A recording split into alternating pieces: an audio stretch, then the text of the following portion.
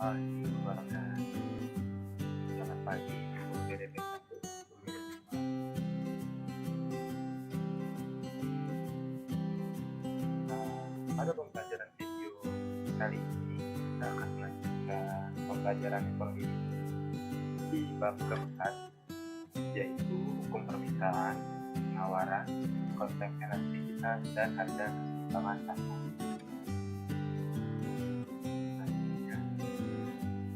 Jadi kita memiliki tujuan pembelajaran atau goals yang nanti kita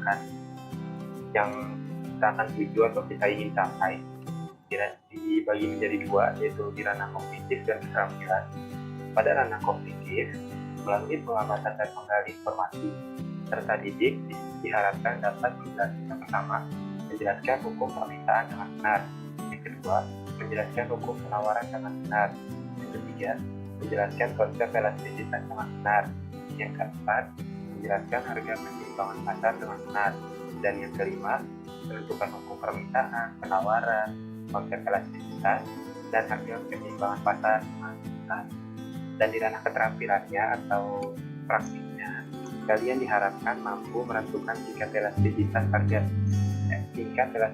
permintaan, penawaran, harga keseimbangan pasar suatu produk dengan benar. Kita mulai dari pembahasan yang pertama, yaitu permintaan. Sebelumnya, apa itu permintaan? Kita dihadapi dengan pertanyaan ini, apa itu permintaan? Permintaan adalah keinginan yang disertai oleh kemampuan untuk membeli barang dan jasa pada tingkat harga dan waktu tertentu. Jadi permintaan ini biasanya datang dari para pembeli yang memiliki kemampuan untuk membeli barang atau jasa pada tingkat harga dan waktu tertentu. Permintaan biasanya hadir pada saat pembeli memiliki keinginan atau kebutuhan yang disertai pembelian barang dan jasa. Jadi ini ada faktor-faktor yang mempengaruhi permintaan. Ada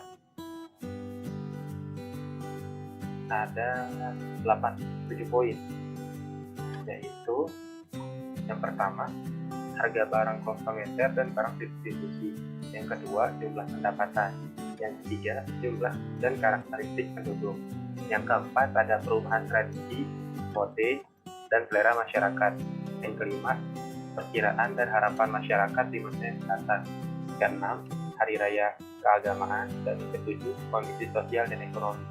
7 faktor ini merupakan hal-hal atau merupakan faktor-faktor yang mungkin pada saat apa sih konsumen atau pembeli akan beli produk atau keinginan permintaan itu timbul. Misalnya di hari raya keagamaan, kalau kita lihat di agama Islam misalnya mendekati waktu lebaran, biasanya kan waktu permintaan yang sedang tinggi, ada barang-barang tertentu gitu kan gitu. Terus misalnya kayak lagi ada bulan puasa gitu, permintaan barang yang lagi tinggi itu misalnya sirup ya kan. Kalau pada saat lebaran kayak kue-kue gitu kan, itu merupakan faktor yang mempengaruhi permintaan. Jadi pada waktu atau pada harga tertentu permintaan itu. Nah, ini merupakan bunyi dari hukum permintaan.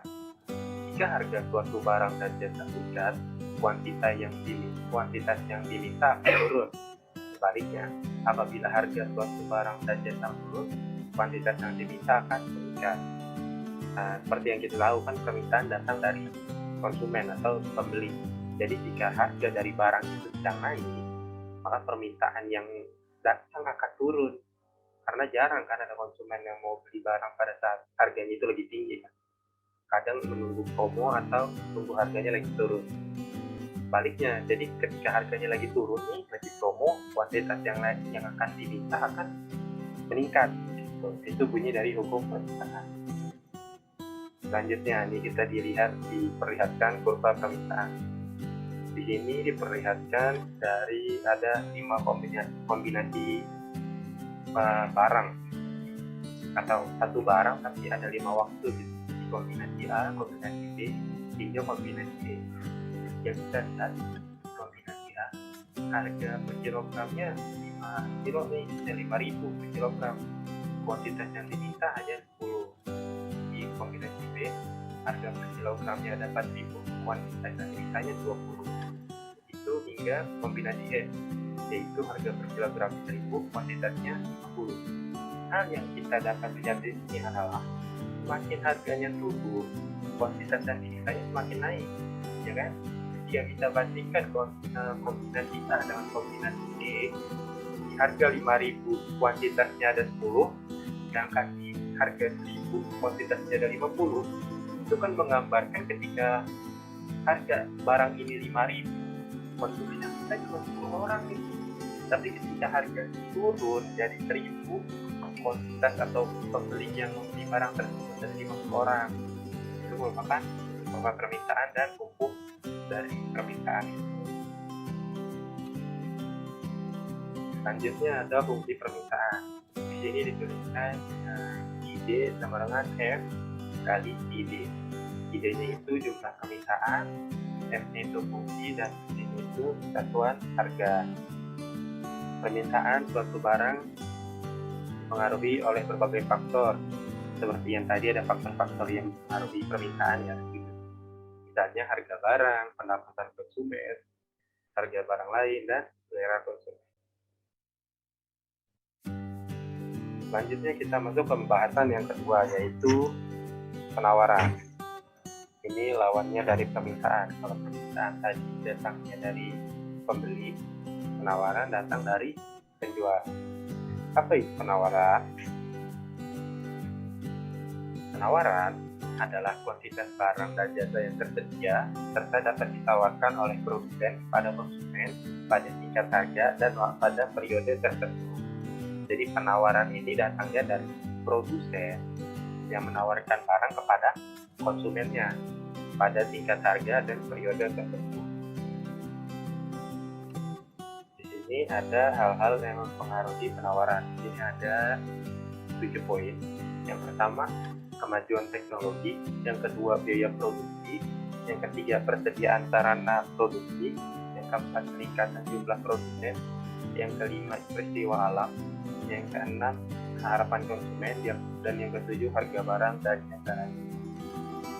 Ini merupakan faktor-faktor yang kayak mempengaruhi nih bakal adanya penawaran atau kagak dari biaya produksi. Jika barang tersebut memiliki ada biaya produksinya, terus nanti ditetapkan tuh harga penawarannya berapa dan yang ditawarkannya akan berapa, dan nanti kita akan bahas di selanjutnya. Nah, ini merupakan hukum penawaran.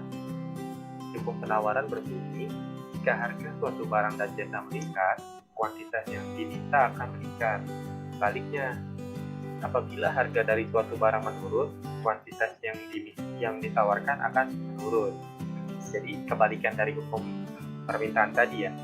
Di hukum penawaran ini kita lihat, jadi ketika harganya lagi tinggi, justru barang yang ditawarin sama penjual ini makin banyak, stoknya makin banyak gitu, jika harganya tinggi. Sebaliknya, apabila harga barang itu turun, kuantitas yang ditawarkan juga akan turun.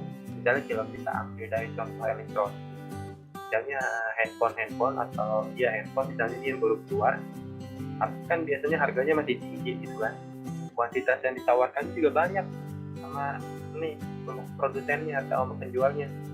Ketika HP itu udah lama, harganya udah turun, kuantitas yang ditawarkannya juga ikut menurun begitu.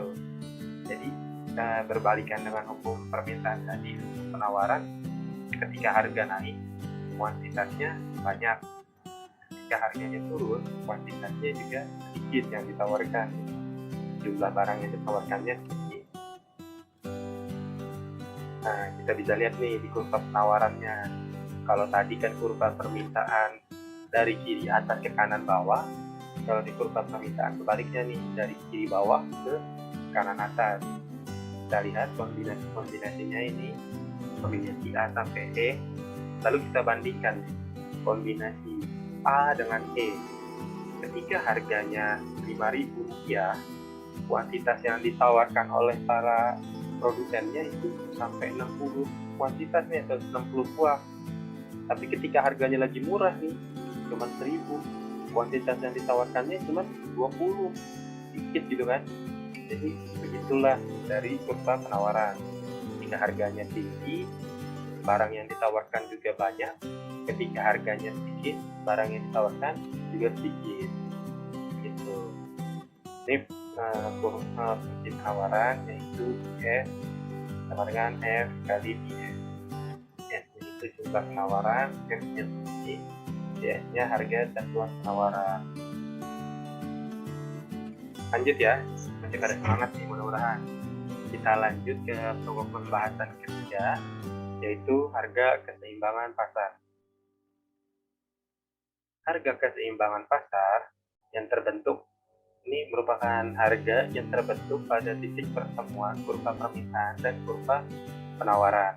Jadi kan tadi kita lihat yang kurva permintaan itu dari kiri bawah ke kanan atas. Sedangkan dari kurva penawaran kita balik. Apabila kurva permintaan itu dari kiri atas ke kanan bawah. Jika di kurva penawaran itu merupakan dari kiri atas ke kanan, dari kiri bawah ke kanan atas begitu. Jadi di titik pertemuannya ini merupakan harga keseimbangan. Nah, kita lihat nih di contohnya. Yang biru adalah kurva permintaan, yang putih adalah kurva penawaran.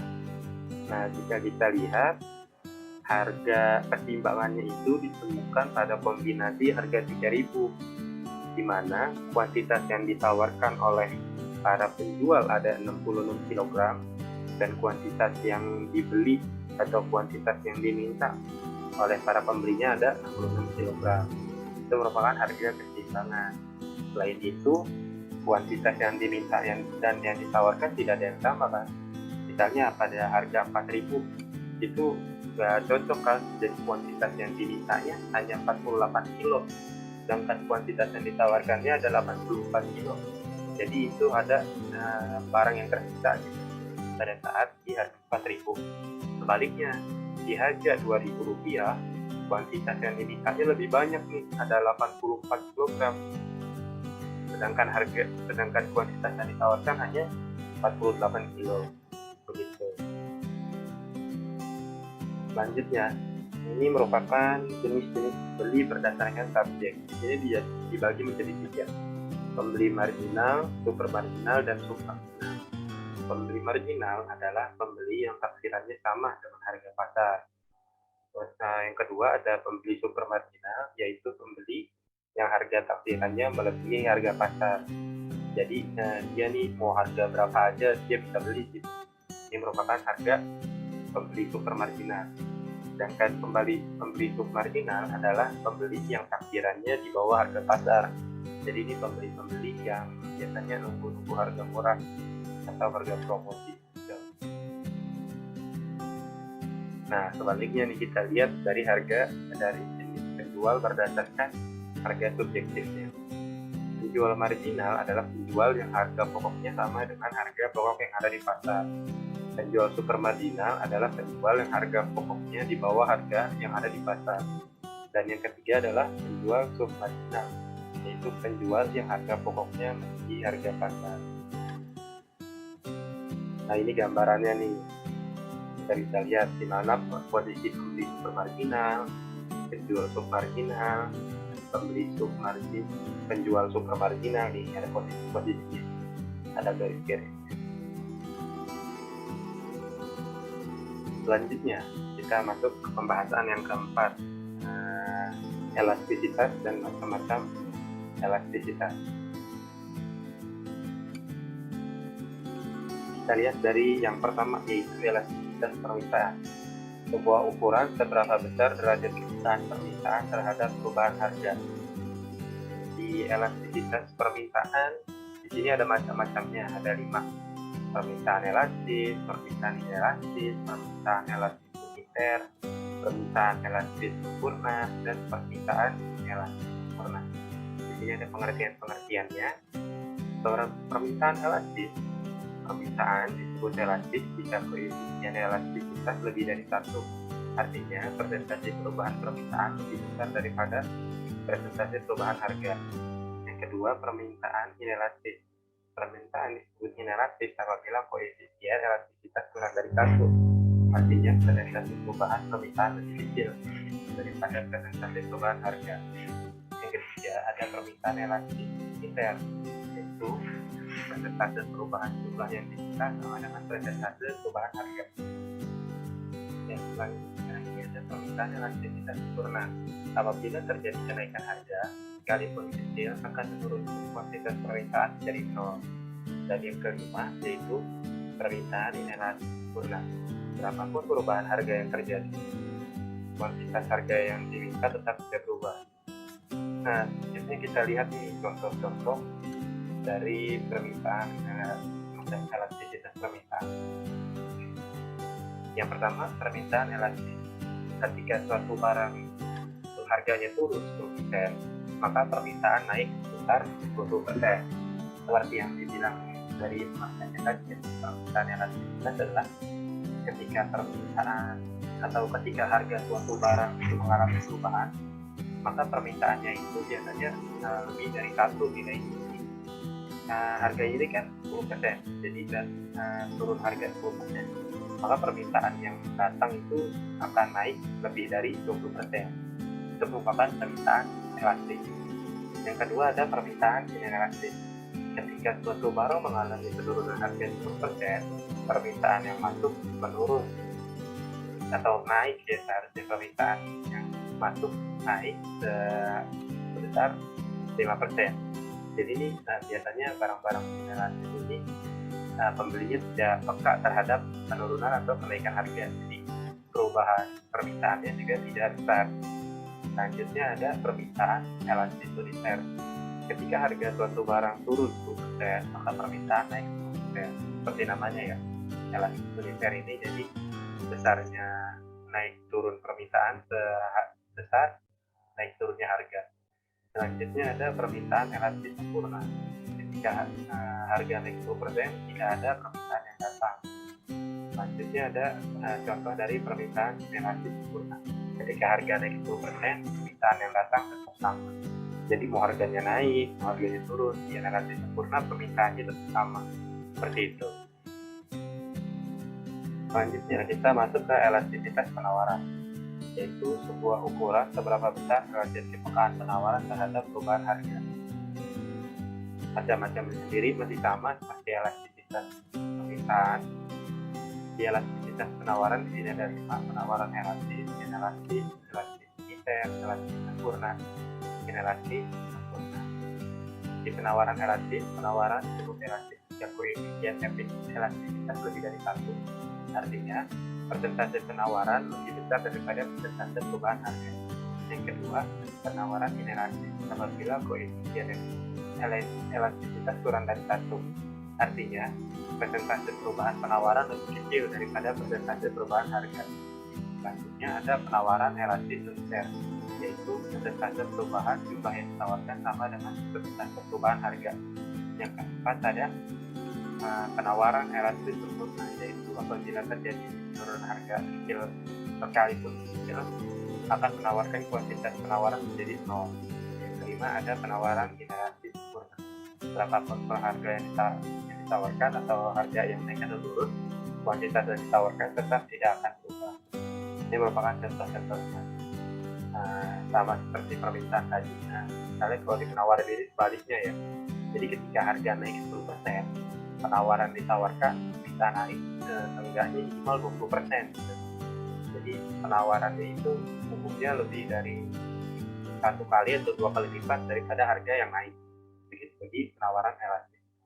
Ketika penawaran inelastis, ketika harga naik 10%, produk yang ditawarkan naik juga 5% gitu, atau menurun 5%. Jadi penawaran inelastis, penjual kurang peka terhadap kenaikan atau penurunan harga. Selanjutnya ada penawaran elastis uniter, yaitu ketika suatu barang naik 10%, maka penawaran juga naik 10%. Gitu.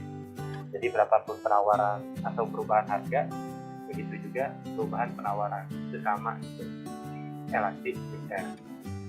Yang keempat yaitu elastis sempurna.